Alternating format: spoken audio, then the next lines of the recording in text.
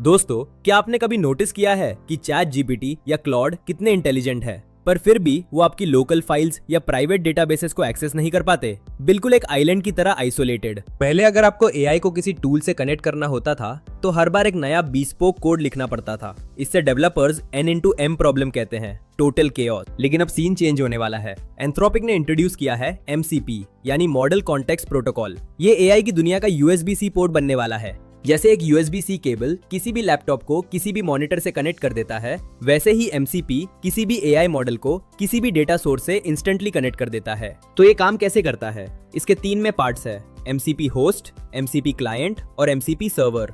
चलिए इनको simple language में समझते हैं। सबसे पहले आता है होस्ट। ये वो ऐप है जिसमें आप एआई यूज कर रहे हो, जैसे क्लॉड डेस्कटॉप या कर्सर कोड एडिटर। ये आपके एआई का घर है।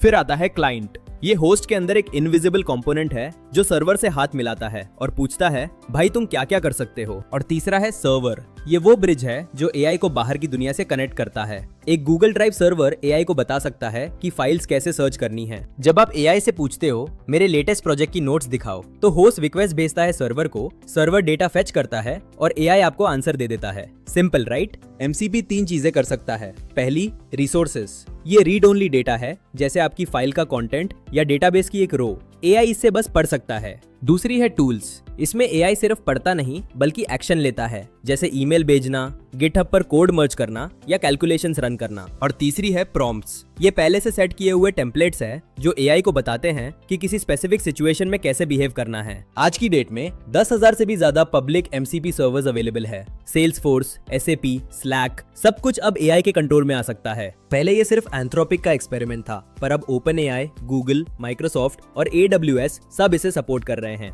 ये एक ग्लोबल स्टैंडर्ड बन चुका है। इसका फायदा, अब आपको अलग अलग एप्स खोलने की जरूरत नहीं। आप अपने कोड एडिटर में बैठकर ही स्लैक मैसेजेस चेक कर सकते हो और ईमेल्स भेज सकते हो। Everything in one place. पर क्या ये सेफ है?